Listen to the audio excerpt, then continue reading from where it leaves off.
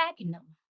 Sphagnum is a bryophyte, which means this plant will not contain any xylem phloem, any conducting tissue. इसमें conducting tissue नहीं रहते हैं, सारे bryophytes में नहीं रहते हैं. Liverwort, hornwort, and mosses. All these three type of bryophytes doesn't have any conducting tissue. This our plant Sphagnum is a moss, musky.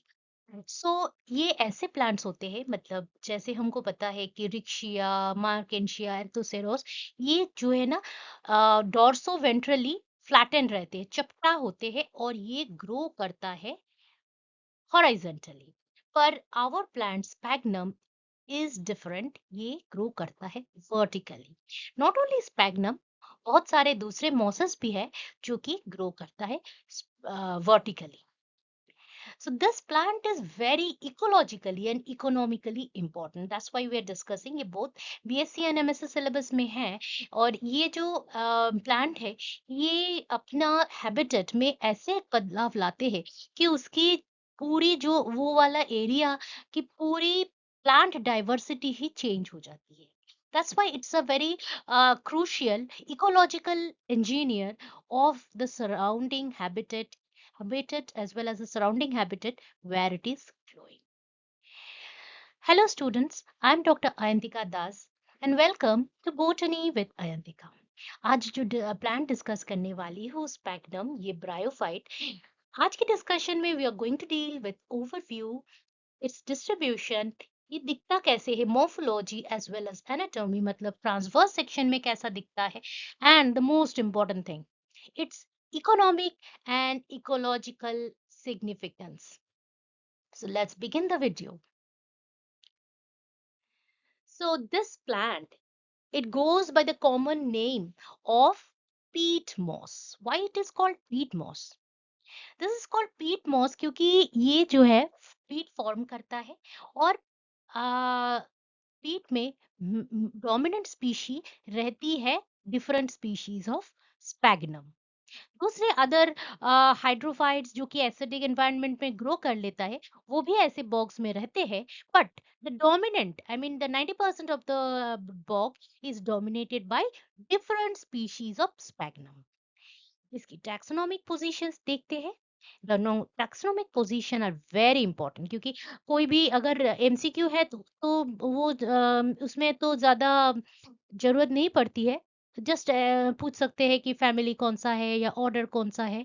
लेकिन अगर आपके लॉन्ग क्वेश्चंस आ रहे हैं 2 मार्क्स के, 4 मार्क्स के, या 5 या इवन 10 मार्क्स के, क्योंकि ये बीएससी एमएससी बेस्ड है, तो अभी अगर आपका कोई भी क्वेश्चन हो, से फॉर एग्जांपल लाइफ साइकिल और मोर्फोलॉजी, तो you should be always writing about the taxonomic position to get good marks.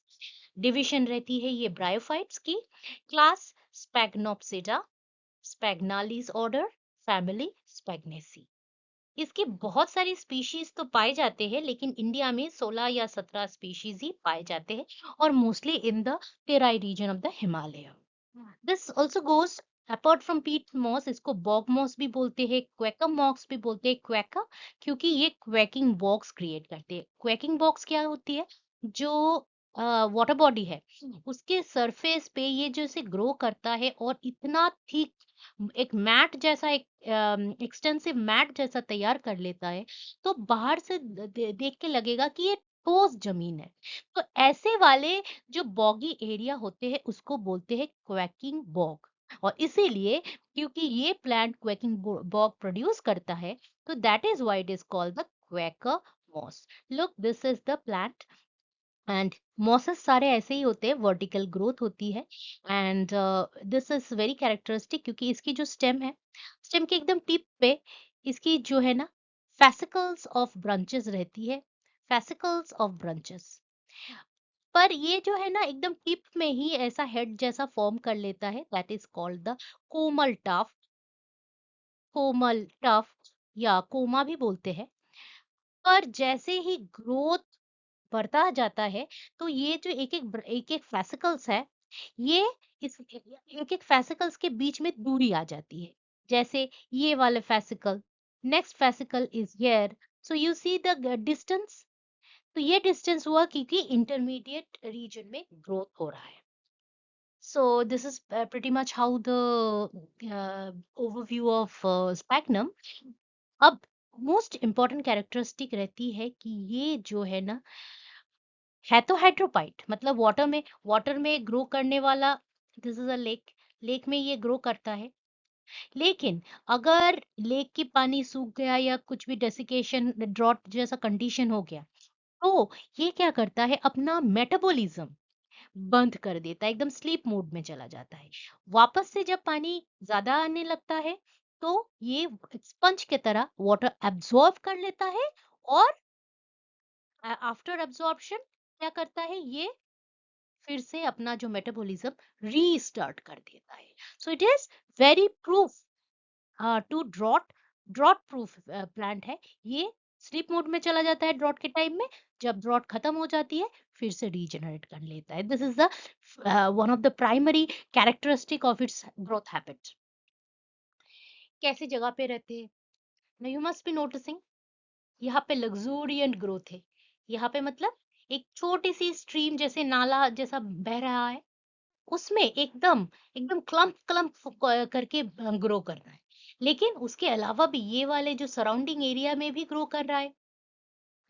So basically ये तो एक्वेटिक ही रहती है, सेमी एक्वेटिक भी रह जाती है, और टेरेस्ट्रियल टेरेस्ट्रियल भी हो जाती है। मतलब जो वाटर बॉडी है, ये वाटर बॉडी हो गया, तो इसके सराउंडिंग वाले लैंड में भी ये इजीली ग्रो कर जाता है। So it is aquatic, semi aquatic as well as terrestrial inhabitant. तो ये जो है जनरली तो कूल एरिया में ही रहते हैं, कूल एरिया में रहते हैं जहाँ पे मॉइस्चर ज्यादा हो, which is common with all the bryophytes. पर इसकी कैरेक्टरिस्टिक ये है कि ये एसिडिक वाटर को बहुत अच्छे से टॉलरेट कर लेता है, और ओलिगोट्रॉफिक एरिया में वाटर में भी रह लेता है। ओलिगोट्रॉफिक मतलब पुअर इन न्यूट्रिएंट। तो poor in nutrient soil, acidic soil में तो ग्रो कर लेता है, पर अल्कलाइन सॉइल में जब पीएच बहुत ही हाई होती है, तब ये क्या करती है, ग्रो नहीं कर पाता। ये ग्रो कर पाता है कैसे, जहाँ पे पीएच जो है काफी लो होती है एसिडिक वाटर में। और ये खुद भी आफ्टर लग्जूरियंस ग्रोथ, ये खुद भी वाटर को काफी एसिडिक बना देता है। फॉर दैट रीजन यहाँ पे कोई भी बॉग में जहाँ पे स्पैग्नम डोमिनेंट है, तो वहां पे वही प्लांट सरवाइव कर पाते हैं जो कि एसिडिटी टॉलरेट कर पाता है, एसिडिक कंडीशन में ग्रो कर पाता है। So that is why it is considered as an ecological engineer. ये ऐसे अपना एनवायरनमेंट ऐसे इंजीनियर कर लेते हैं कि only acid loving plants can live, other type of plants cannot live, and that is why इसकी जो प्लांट डाइवर्सिटी ये काफी चेंज कर देता है। ecological diversity of the plants as well as the animals that are dependent on that plant, ये change हो जाता है when you have sphagnum। इसकी ज्योग्राफिकल डिस्ट्रीब्यूशन मतलब कहाँ कहाँ पाए जाते हैं, वेल ये तो ठंड वाले जगह पे पाए जाते हैं, जैसे इंडिया में in the foot hills of India and Nepal में foot hills of the Himalaya, ये वाला रीजन में पाए जाते हैं। लेकिन इसके अलावा हायर लैटिट्यूड, मतलब higher latitude, this is our zero, this is zero, I mean equator, तो वो पाए जाते हैं कहाँ पे, एकदम हायर लैटिट्यूड वाला एरिया में, हायर लैटिट्यूड वाला एरिया में, ये वाले एरिया में। So this is our 0 degree, that is the equator. तो हायर लैटिट्यूड मतलब जैसे ही हम इक्वेटर से नॉर्थ या साउथ जाते हैं तो लैटिट्यूड बढ़ता रहता है, तो ऐसे वाले एकदम टेम्परेट रीजन में पाए जाते हैं। ये कनाडा में पाए जाते हैं, यूएस में पाए जाते हैं, यूरोप में पाए जाते हैं, साइबेरिया में पाए जाते हैं, and Argentina, Chile, Brazil, then New Zealand and all these places contain sphagnum. दिखने में कैसा है, मॉर्फोलॉजी, वेल फर्स्ट हमने देखा था कि इसकी जो है ना एक स्टेम जैसा रहता है, और you have a group of branches, और फैसिकल ऑफ ब्रांचेस बोल सकते हैं। 3 से 8 ब्रांचेस मिला के एक ग्रुप बनाते हैं जिसको बोलते हैं फैसिकल। बहुत सारा फेसिकल एक साथ जब एपेक्स ऑफ द प्लांट रहती है, उसको हम बोलते हैं कोमल टफ्ट। अब ये जो ब्रांचेस बने, ब्रांचेस भी 2 टाइप के होते हैं, हम बाद में डिस्कस करेंगे। पर नोटिस कीजिए इसकी जो स्टेम है, उसपे ज़्यादा लीव्स नहीं है, और इसकी स्टेम जो है ज़्यादा लीफ नहीं है, पर इसकी जो ब्रांचेस है, ये जो ब्रांचेस है, तो एक हर एक ब्रांचेस जो है ना, it is densely cloth with the leaves. Leaves से पूरा ढका रहता है ब्रांचेस, बट स्टेम उतना ढका नहीं रहता। और लीफ भी कैसे रहते हैं? लीफ इज लाइक ऐसे रहते हैं, सिंगल सेल की लेयर रहती है, लेकिन इसकी जो मार्जिन है, लीफ की मार्जिन जो है, ये मार्जिन एंटायर रहती है, ये मार्जिन एंटायर रहती है। और इसकी एपेक्स जो है ना, ये अक्यूट रहती है, सिंगल लेयर की सेल रहती है। और ग्रीन कलर की, रेड कलर की, ऑरेंज कलर की, डिपेंडिंग अपॉन द स्पीशीज। इस वाले प्लांट की एक खासियत रहती है स्पैग्नम की, कि कुछ स्पीशी तो ग्रीन रहते हैं, कुछ species different period of time में डिफरेंट डिफरेंट कलर शो करता रहता है, from green to slight orange, then pink and red, ऐसा होता है। कुछ कुछ प्लांट्स तो स्पैग्नम तो रेड ही रहते हैं, तो कलर डिफरेंट डिपेंड करता है। बट लीफ जो है, अगर ये स्टेम है और ये हमारा लीफ है, इसकी एक्सिस में एक ग्लैंड्यूलर हेयर जैसा स्ट्रक्चर भी रहता है। तो एक्सटर्नली तो कुछ ऐसा ही दिखता है, the plant with a stem, with a group of branches at the top, जहाँ पे बहुत ज्यादा क्लस्टर्ड किया हुआ है। तो ये वाला इसको बोलते हैं कोमल टाफ्ट। नोटिस यहाँ पे जो है ना, राइजोइड या रूट नहीं पाए जाते इस प्लांट में, मैच्योरिटी में रूट नहीं पाए जाते। जो स्पोर है, इसकी जो स्पोर है, वो जर्मिनेट करके एक ऐसा फिलीफॉर्म स्ट्रक्चर बनाता है, जिसकी टर्मिनल सेल जो है, ये फर्दर डिवाइड करके एक प्लेट जैसा स्ट्रक्चर फॉर्म कर लेता है।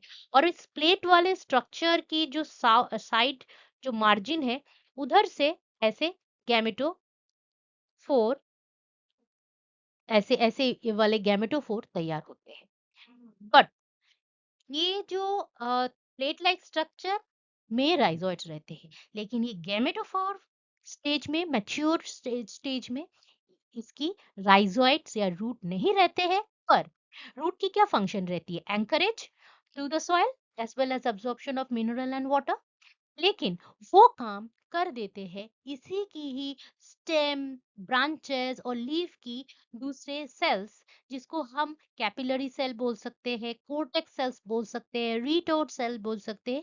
ये सब क्या करते हैं? प्लांट के आई मीन एनवायरनमेंट से वाटर एब्जॉर्ब करता है, पास ऑन करता है आसपास के सेल को, और खुद भी अपना सेल में वाटर स्टोर कर पाते हैं, क्योंकि ये जो सेल होते हैं, सारे टाइप के, तीनों टाइप के cells, they are dead at maturity. इसमें प्रोटोप्लाज्म रहती ही नहीं है एट मैच्योरिटी। अब लीफ की जो कलर है, ये अलग अलग होती है। कुछ कुछ प्लांट्स जो है, ये इनकी लीफ जो है ना, ऑरेंज से रेड कलर की होती है, स्पैग्नम फस्कम। कुछ कुछ की रहती है डीप रेड वाले, ये वाले स्पैग। या तो कुछ के है ना, कलर चेंज होते रहते हैं, ग्रीन, येलो, ऑरेंज। तो ये depending upon the pigment inside the inside the cells, इस लीफ की as well as a plant body के कलर बहुत सारे होते हैं, depending upon species of course. अब हम देखते हैं इसकी ब्रांचेस को। ब्रांचेस जो है दो टाइप के, एक जो है हॉरिजेंटली ये ग्रो करता है, दूसरा वर्टिकली ऐसा रहता है। सो जो हॉरिजेंटल रहती है, ये वाले ब्रांच, ये वाले ब्रांच, इसको हम बोलते हैं डाइवर्जेंट ब्रांच। ये ज्यादा बड़ा तो नहीं होता, लेकिन it will be short and stout, and ये लैटरली ग्रो करता है, ऐसे ग्रो करता है। और दूसरा टाइप का जो ब्रांचेस है, उसको हम ड्रूपिंग या फ्लैजेलिफॉर्म ब्रांचेस है। उस वो जो है ना, ऐसा मतलब इसकी जो है ग्रोथ है, ये एकदम हॉरिजॉन्टल नहीं रहती, वर्टिकल रहती है और ये नीचे की तरह ऐसे लटकते रहते हैं, ड्रूपिंग ब्रांचेस। पर ये ड्रूपिंग ब्रांच हो कि डाइवर्जेंट ब्रांच हो, इनकी जो है entire surface is covered with leaves. देखिए, लीव से पूरा ढका रहता है। स्टेम में अगर देखें तो लीव्स जो है ज्यादा मतलब ढकता नहीं है स्टेम को, लेकिन ब्रांचेस में तो पूरा जो है सरफेस कवर्ड रहती है लीव से। और ये ब्रांचेस भी ग्रो करता है एकदम क्लस्टर में। ये जो फ्लैट ड्रूपिंग ब्रांचेस है, ये क्या करता है स्टेम की, ये अगर हम रेड वाला हमारा स्टेम है, तो ड्रूपिंग ब्रांचेस इसको पूरी तरह से ढक के रखता है और ये वाटर कंडक्शन में काफी हेल्प करता है। ये मैं डिस्कस करूंगी जब मैं एनाटॉमी बताऊंगी। So let's go to the anatomy. पहले हमने मोर्फोलॉजी में देखा था, we have a plant with fascicles of branches and सार ब्रांचेस में और स्टेम में जो है इसकी लीफ रहती है, कवर्ड बाय लीफ। स्टेम में लीफ कम रहते हैं, ब्रांचेस पूरा ढका रहता है लीफ से। इसकी एनाटॉमी ऑफ लीफ मतलब लीफ की अगर ट्रांसवर्स सेक्शन काटे, सॉरी स्टेम की अगर ट्रांसवर्स सेक्शन काटे तो कुछ ऐसा दिखता है। तो फर्स्ट आउटर ये लेयर है जिसको हम कोर्टेक्स या हाइलोडर्मिस भी बोलते हैं। This is very characteristic. तुमको पता है कि ऐसा स्पैग्नम ऐसा प्लांट है जिसमें रूट या राइजोइड कुछ भी नहीं रहता। तो रूट और राइजोइड की फंक्शन क्या रहती है? वाटर एब्जॉर्ब करे, मिनरल एब्जॉर्ब करे। तो ये वाटर और मिनरल एब्जॉर्ब करता है बाय डिफरेंट एडेप्टेशन, जैसे ये कोर्टेक्स, क्योंकि इसमें तो जो है राइजोइड्स होते ही नहीं है मैच्योर प्लांट में। तो इसकी जो वाटर एब्सॉर्प्शन एंड कंडक्शन जो जाइलम वाला काम है और रूट वाला काम है या राइजोइड वाला काम है, ये तीनों तीनों काम ही करता क्या है? ये तीनों की फंक्शन कर लेता है अकेला कोर्टेक्स। कोर्टेक्स जो है ये सबसे बाहर वाला लेयर है। वैसे तो देखा जाए इसकी जो सेल्स है, एक एक सेल्स जो है ये इसकी जो वॉल है ये काफी पतला रहती है, सेल वॉल। ये सेल वॉल जो है क्योंकि ये पतला भी रहता है और इसमें काफी अगर हम देखें सेल में काफी ऐसे पोर्स रहते हैं सेल वॉल में। और ये पोर्स जो है ना इस बॉर्डर्ड टाइप ऑफ पोर्स रहती है। और क्योंकि इसमें पोर्स है तो और ये डेड भी हो जाती है एट मैच्योरिटी, तो सेल मैच्योरिटी में डेड हो जाती है, इट लूजेस इट्स प्रोटोप्लाज्म। सो जब भी ये पोर्स से वाटर एब्जॉर्ब करता है, पोर्स में से ये जो पोर्स है इसमें से वाटर एब्जॉर्ब करता है, तो ये वाटर रिटेन करके रखता है। और से for example this outer cell of the cortex had absorbed a lot of water. It is going to pass on this water to the next layer and then to the next layer, then to the next layer. और ये जो water passage कर ही जा रहा है, it doesn't mean कि ये जो outer वाला cell ये खाली हो गया, नहीं। ये कंटिन्यूअस वाटर एब्जॉर्ब करता रहता है, पास ऑन करता रहता है, अपने पास भी वाटर काफी रख देता है। तो ये एक स्पंज की तरह काम करता है। पानी सोखो, पानी अपने पास रखो, सराउंडिंग सेल्स को दो। तो this outer cortex behaves like a sponge. It is an alternative to the root या rhizoids। पानी पानी अब्सॉर्ब करता है और पानी ट्रांसपोर्ट करता रहता है। ये ट्रांसपोर्ट जो है ये नीचे से ऊपर भी जाता है और साइड में भी जाता है। तो this is just like a sponge या velamen of orchid.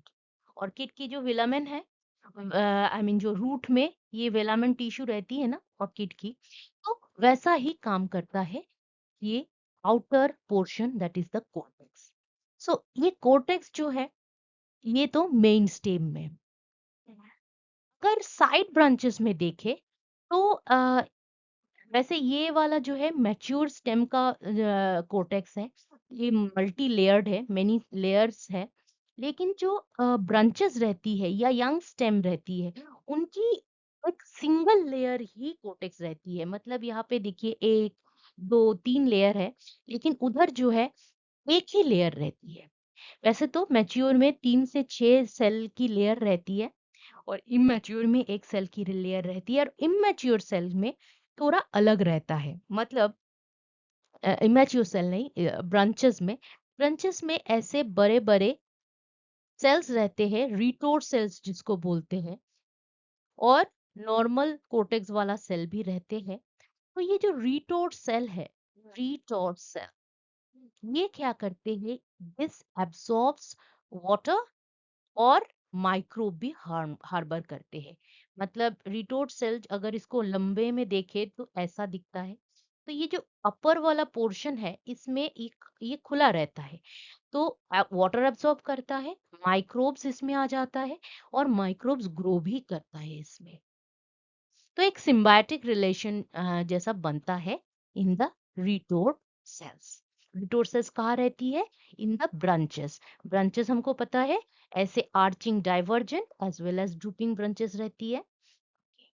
Now we come to the anatomy of the stem other part. Last slide में हमने देखा था, we have discussed only about cortex. अब नेक्स्ट जो इनर लेयर है वो थोड़ा सा डिफरेंट है। This portion is different.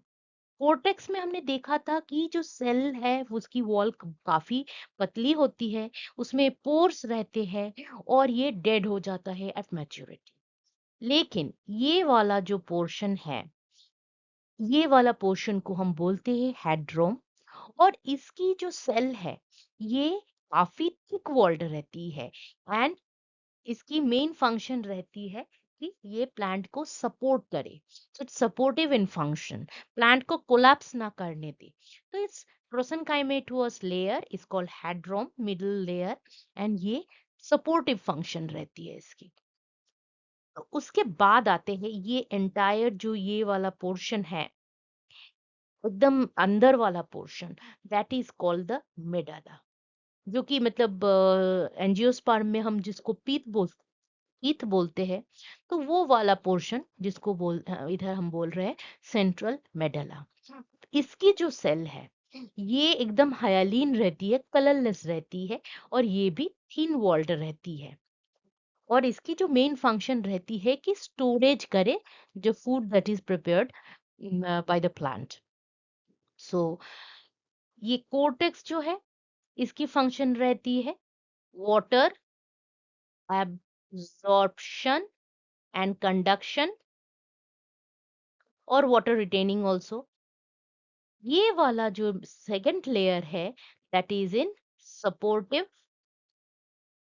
and the एकदम इनर वाला is storage।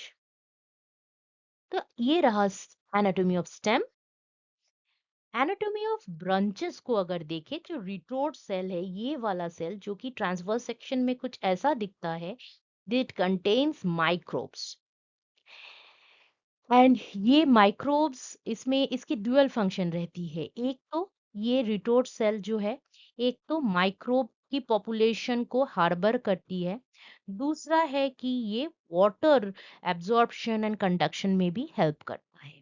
सो अगर ब्रांच को देखें तो ये है इसकी सिंगल लेयर्ड कोर्टेक्स, जहाँ पे कुछ सेल छोटे हैं, कुछ सेल बड़े हैं। बड़े सेल को हम रिटोर्ट सेल बोलते हैं, बाकी को हम नॉर्मल कोर्टेक्स सेल भी कह सकते हैं। फिर आते हैं इसकी सेकंड लेयर, ये जो हम हेड्रोम बोलते हैं, and this is the central medulla. So this is the anatomy central medulla. Okay, leaf की देखते हैं। हमको पता है कि लीफ जो है ना एकदम सिंगल लेयर की रहती है। तो इनिशियल जो है, इनिशियली लीफ की ग्रोथ एपिकल रीजन में रहती है। इनिशियली इनिशियली एपिकल जो इनिशियल है उससे ग्रोथ हो रही है, बाद में ग्रोथ होती है बेसल। तो ये इसकी ग्रोथ जो है ना डिपेंड कर रहा है कि जब छोटा है लीफ तो इसकी जो है ना टिप वाला पोर्शन में ग्रो करता है, और जब बड़ा हो जाता है तो बेसल रीजन में।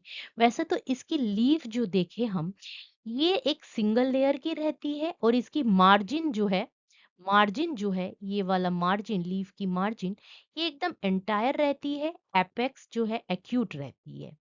और इनमें दो टाइप के सेल है, तो सिंगल लेयर, लेकिन दो टाइप के सेल रहती है जो कि क्रिस क्रॉस रहती है, और एक नेटवर्क जैसा फॉर्म कर लेता है, ऐसा।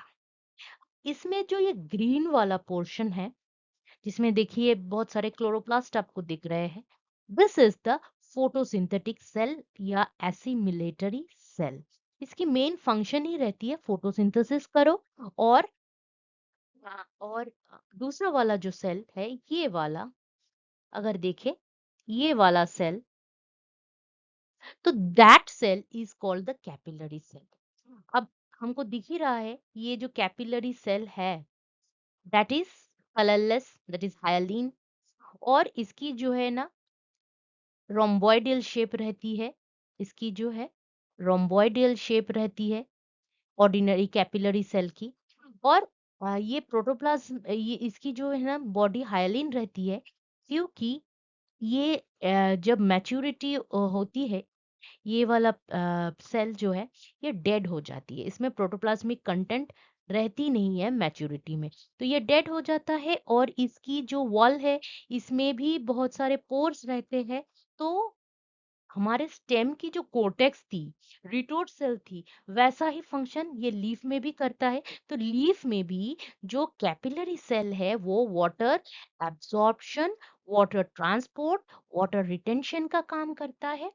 So we see that despite having not having a root or rhizoid, water absorption तो पूरी बॉडी से होती है स्पैग्नम में। एंड इनफैक्ट ये water absorption and water retention की इतनी अच्छी व्यवस्था है स्पैग्नम में, that is why it can tolerate drought. तो एस जो फोटोसिंथेटिक सेल और ऑर्डिनरी जो कैपिलरी सेल है, इसकी ऐसी एक नेटवर्क बनी रहती है। और अगर हम इसकी ट्रांसवर्स सेक्शन ना देख के इसकी जगह लॉन्गिट्यूडिनल सेक्शन देखे, तो ये ऐसा दिखता है। These are the photosynthetic cell in red. And अगर हम देखें तो ये वाला जो है, this is the hyaline sales.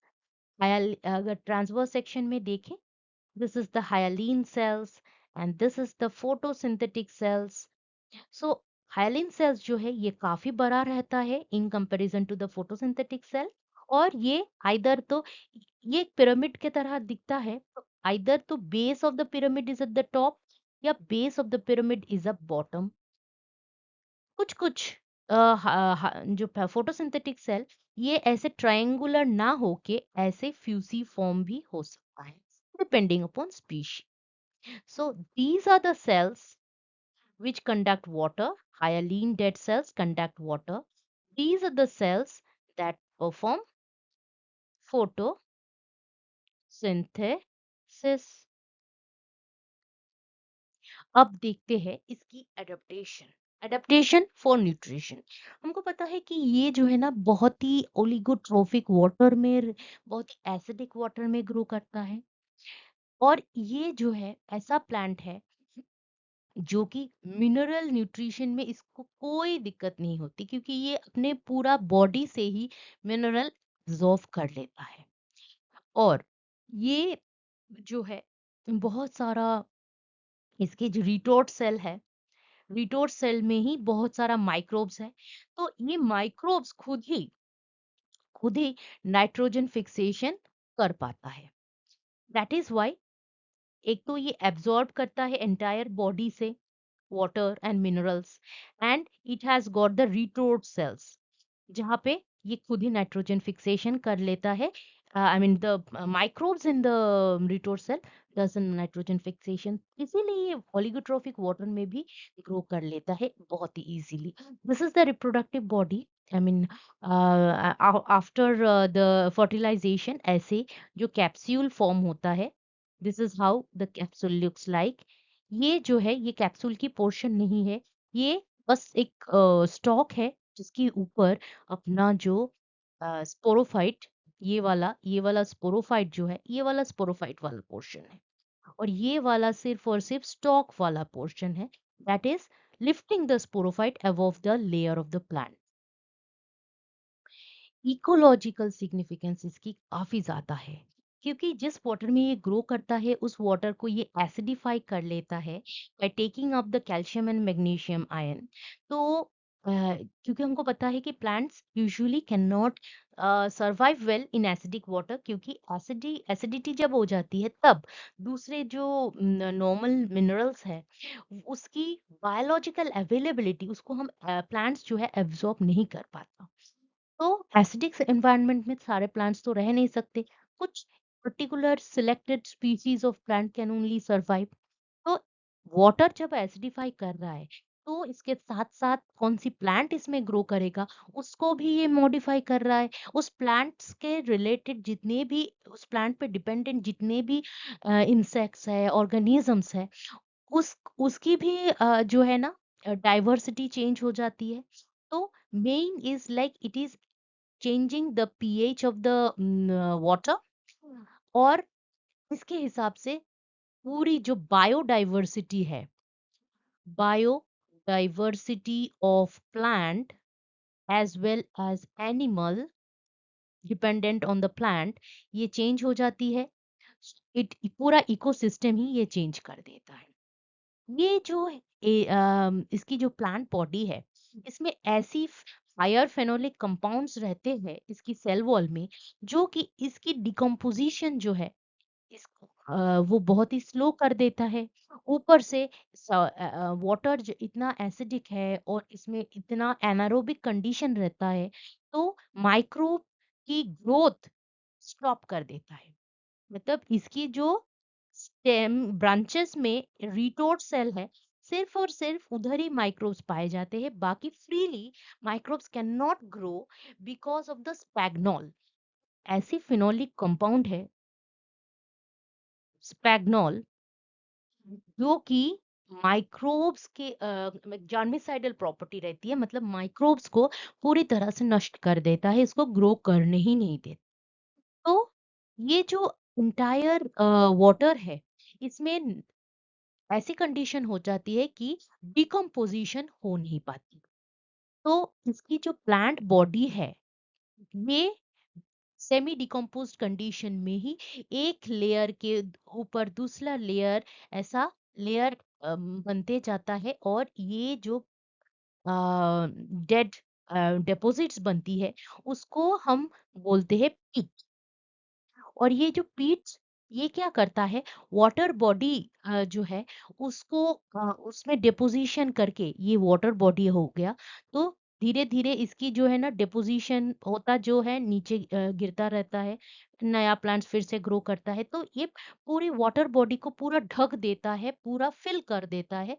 और वाटर बॉडी जब जहाँ पहले था वहाँ पे सेमी एक्वेटिक, बाद में टेरेस्ट्रियल, मतलब लैंड वाले प्लांट्स भी ग्रो करने लगते हैं। तो टोटल जो है ना ये इकोलॉजिकली मॉडिफाई कर लेता है। अब ये जो है इसकी जो वाटर है, ये तो हम पहले ही देखा, ये एसिडिक हो जाती है। इसमें जर्मिसाइडल प्रॉपर्टी भी रहती है, जर्मिसाइडल प्रॉपर्टी भी रहती है। तो माइक्रोब्स जो है ये ग्रो नहीं कर पाती है। वैसे वाले वाटर बॉडी में कोई अगर गिरता है, कोई एनिमल, कोई इंसान गिरता है, तो वो बॉडी एकदम ममीफाई जैसा हो जाता है, वो प्रिजर्व्ड रहती है। हालांकि इसकी जो बॉडी में जो बोन्स रहती है उसमें कैल्शियम और मैग्नीशियम जो है, इसको तो जो एसिडिक वाटर है वो गला देता है। लेकिन इसकी बाहरी बाहर अगर देखे तो जो बॉडीज जो है वो एकदम प्रिजर्व्ड रहती है। ये सारे एग्जाम्पल्स हैं कि अगर कोई गिरता है, कोई डेड हो जाता है, तो अगर स्पैग्नम वाले पानी में ये रहता है तो ये प्रिजर्व्ड रहता है। सिर्फ और सिर्फ ह्यूमन नहीं, कोई एनिमल नहीं, कोई भी फूड प्रोडक्ट को भी ये इजीली प्रिजर्व कर लेता है। पहले जमाने में ट्रेडिशनली लोग बटर को बना के अच्छे से रैप करके स्पैग्नम के जो पीड वाले एरिया में स्टोर कर देते थे। सो this is a traditional use. अब हम दूसरा देखिए अगर कि जो वाटर है, समझो this is our water body, तो इस पे तो ये ग्रो कर रहा है और कर ही रहा है। सराउंडिंग लैंड में भी ये चला जाता है, एक ब्लैंकेट जैसा फॉर्म कर लेता है। और एक्सटेंसिव एरिया अगर देखें तो एक्सटेंसिव एरिया में ये ग्रो कर लेता है। तो ये ऐसे एक्सटेंसिवली ग्रो कर पाता है इसीलिए क्योंकि ये जो है ना, ये एसिडिक वाटर में भी ग्रो करता है और ओलिगोट्रोफिक, ओलिगोट्रोफिक वाटर मतलब जहाँ पे मिनरल्स कम है वैसे वाले वो एरिया में ग्रो कर लेता है। तो इसके जो है ना कंपिटिटर ज्यादा नहीं रहते, क्योंकि एसिडिक वाटर में ऐसे ही बहुत सारे प्लांट्स नहीं ग्रो कर पाते, एसिडिक सॉइल में ग्रो नहीं कर पाते। ऊपर से जो वाटर बॉडी है वो उसमें न्यूट्रिएंट भी कम है, तो ये बहुत तेजी से ग्रो कर लेता है। और वंस ये ग्रो करने लगता है ये खुद भी पीएच फर्दर कम कर देता है, ज्यादा एसिडिक बना देता है। तो ऐसे एरिया में तो वही प्लांट ग्रो कर सकता है, बहुत ही स्पेशलाइज्ड प्लांट ग्रो कर सकता है, जैसे सेजेस या एरिकेशियस प्लांट, ये सारे, या कार्निवोरस प्लांट, ये सारे प्लांट या ऑर्किड्स। यहाँ पे इंडिया में भी तेराई रीजन में ये सारे जो है ना, बहुत सारे species of orchids you can find associated with the box. So this is how it ecologically alters the soil, the water condition, और plants जो है वो भी altered हो जाते हैं। I mean diversity of plant alter हो जाते हैं। वही प्लांट्स इधर ग्रो कर पाता है जो लो पीएच या एसिडिक वाटर में ग्रो करता है, जैसे एरिकेशियस प्लांट, ऑर्किड्स, कार्निवोरस प्लांट, ये सारे। तो अगर इसकी हम दूसरी इकोलॉजिकल फंक्शन देखें, मतलब ये ऐसी ऐसी प्लांट है जो कि इसमें हमको पता है कि इसमें कैपिलरी एक्शन होता है काफी। The cortex cells of the cortex, the retort cell, the capillary cell in the leaf, ये तीनों टाइप के सेल जो है वाटर एब्सॉर्ब करता है और वाटर रिटेन करता है, वाटर पास ऑन करता है नेक्स्ट सेल को। तो ये जो है ना एक स्पंज की तरह काम करता है, इसीलिए अगर प्लांट जो है ये इसको वाटर अभी फॉर सर्टेन टाइम नहीं मिल रहा है, फिर भी ये प्लांट क्या करता है, एकदम स्लीप मोड में चला जाता है, मतलब अपनी जो मेटाबॉलिज्म बंद करके ये चुपचाप पड़ा रहता है कि बाद में अगर पानी आता है फिर से हम पानी अब्सॉर्ब करके मेटाबॉलिज्म स्टार्ट करेंगे। तो इसीलिए जो है ना, ये इसको हम रिसरेक्शन प्लांट भी बोल सकते हैं। तो ये बहुत ही, अगर पीरियड ऑफ ड्रॉट है तो या ड्रायर कंडीशन में भी ये ग्रो इजीली कर सकता है। लेकिन इतना सब होने के करने के बावजूद भी ये इसकी एक कमजोरी है कि जो डिफरेंट डिफरेंट टाइप के फंजाई इसको बहुत ज्यादा इम्फेक्ट करता है। क्योंकि हमको पता है फंजाई कहाँ रहती है, जहाँ पे बहुत ज्यादा वाटर, बहुत मॉइस्ट कंडीशन में फंजाई ग्रो करता है। और ये प्लांट तो ऐसी है कि इसमें बहुत सारे स्टेम में एंड लीव्स में इसकी ऐसी सेल्स है जो कि इस वाटर स्टोर ही कर रहता है। तो इजीली इसीलिए फंजाई जो है, बहुत सारे फंजाई जो है इसको इन्फेक्ट करता है। स्पैग्नम पेलुस्ट्रे, ये स्पैग्नम पेलुस्ट्रे है, जो कि आप देखेंगे कि बहुत सारे जगह पे dead patches we can observe, dead patches. ये जो डेड पैचेस है ना, ये ड्यू टू फंगल इन्फेक्शन, तो ये it is prone to fungal infection. अगर हम गार्डनिंग की यूज देखें, ये सारे बहुत सारे यूजेस है इसकी, economic importance and ecological importance. So economic importance में गार्डनिंग में काफी है, क्योंकि हमको पता है लास्ट स्लाइड में ही हमने बताया था कि ये वाटर अब्सॉर्ब करता है, वाटर स्टोर करता है।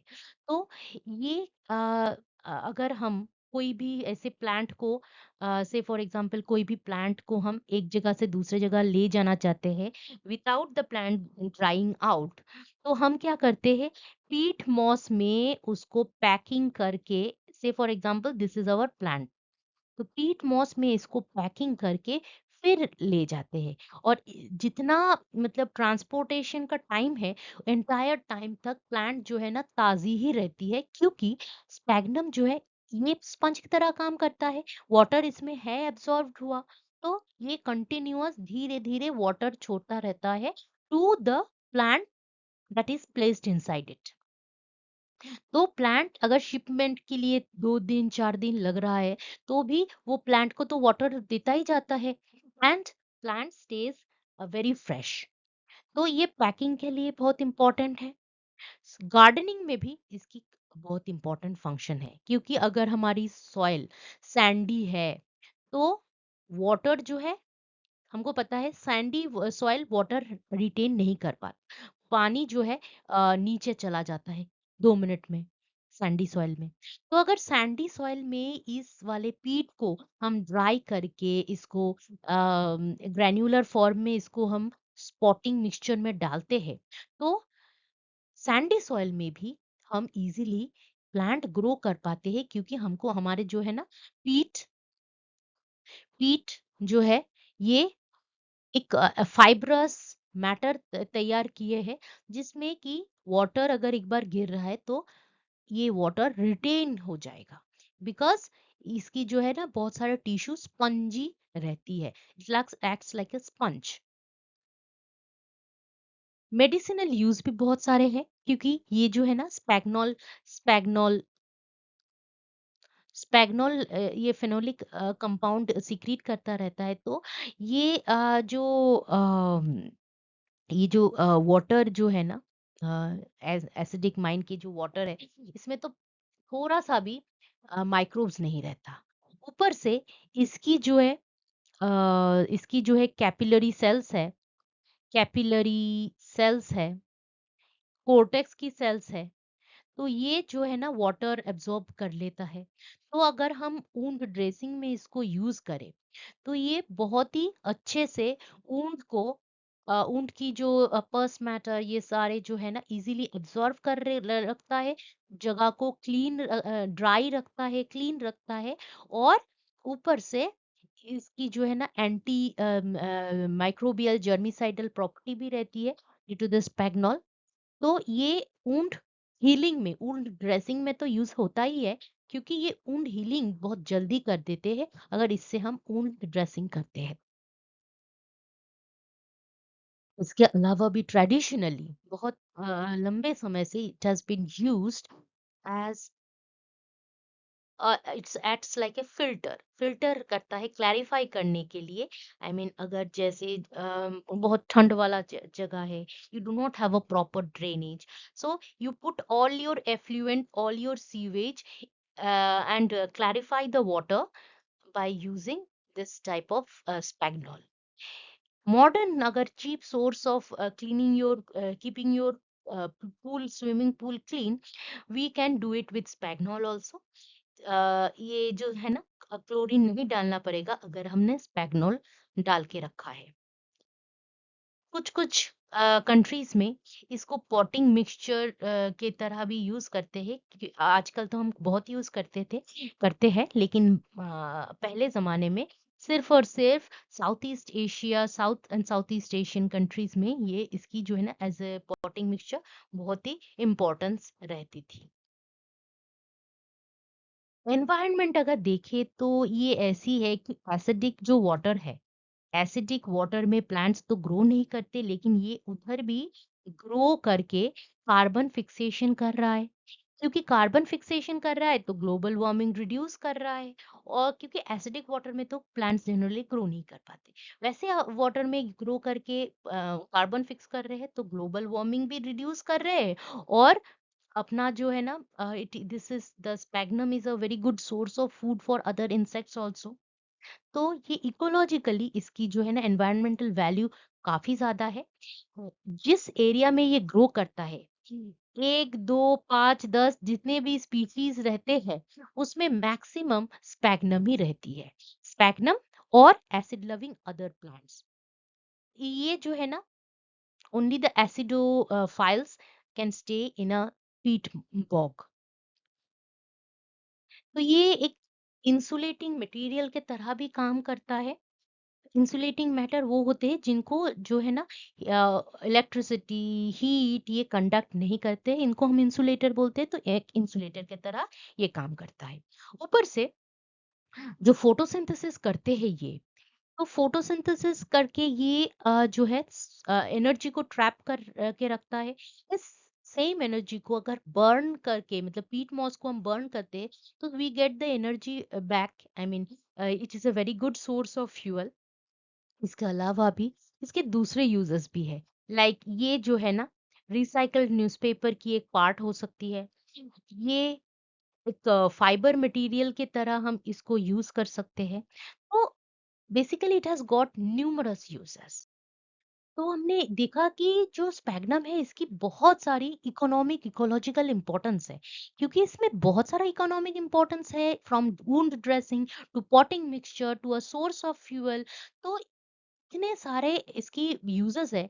तो इसीलिए आप अगर देखें तो यूरोपियन कंट्रीज हो कि चिली, अर्जेंटीना, ब्राजील, या ऑस्ट्रेलिया में, अगर न्यूजीलैंड, ये सारे जो एरिया हम देखें, इधर जो है बहुत ज्यादा मात्रा में स्पैग्नम की यूज होती है। ओवर यूज हम बोलेंगे, ओवर यूज, ओवर हार्वेस्टिंग हो रहा है। इसकी वजह से क्या हो रहा है कि जो बॉग लैंड है दैट इज डिसअपियरिंग सून। ये बॉग एरिया थ्रेटेंड हो रहा है। तो अभी जो है we people have more conscious. Government जो है ये क्या करते हैं कि इनको पता चल गया कि ये एंडेंजर्ड है। सो अभी जो हार्वेस्टिंग है, harvesting is limited to use of mechanical tools, hand used tools। हम जो है इसको रोबो आई मीन लार्ज स्केल में इसकी जो है हार्वेस्ट नहीं करेंगे। स्पैग्नम जो है इसको पिच फॉर्क से, मतलब मैन्युअली हम जितना कर सकते हैं वही करेंगे, मैनुअल एक्सट्रैक्शन करेंगे। कमर्शियल स्केल में हम इसकी जो है एक्सट्रैक्शन नहीं करेंगे। ये in Chile, Korea, Japan, US, सारे कंट्रीज में ऐसे ही सस्टेनेबल यूज होता है। इसके अलावा भी ये ट्रेंड जो हम है यूरोपियन कंट्रीज में भी देखते हैं, क्योंकि हमको पता है कि इंग्लैंड, आयरलैंड, स्कॉटलैंड, वेल्स में जितने भी बॉगी मार्शी एरिया था, उसकी जो पीट है ना, पीट की यूज करते सारे जो बॉगलैंड है, most of them, I mean 90% of them has disappeared. जितना भी बचा है अभी, वो गवर्नमेंट इस वाले एरिया को, जो भी बचा है, मतलब 10% जो भी बचा है, उसको अभी बहुत अच्छे से उसकी सस्टेनेबल यूज कर रहा है, ताकि ये भी ना डिसअपियर कर जाए। The same trend is seen in Australia also, New Zealand and Australia also. So that was all about sphagnum. ये कैसे फंक्शन करता है, इसकी इकोनॉमिक इकोलॉजिकल इंपॉर्टेंस क्या है, दिखने में कैसा है, ट्रांसफर सेक्शन में कैसा है। अभी नेक्स्ट जो वीडियो है उसमें मैं reproduction and life cycle discuss करने वाली हूँ। I am ending my video here. If you like this video, please like, share, and subscribe to my channel. Subscription encourages me to make more videos. कुछ अगर आपको comment, feedback देना है, write it in the comment section. इसकी जो description box में मैंने bryophytes की लिस्ट डाल के रखी है। Thanks again for watching this video.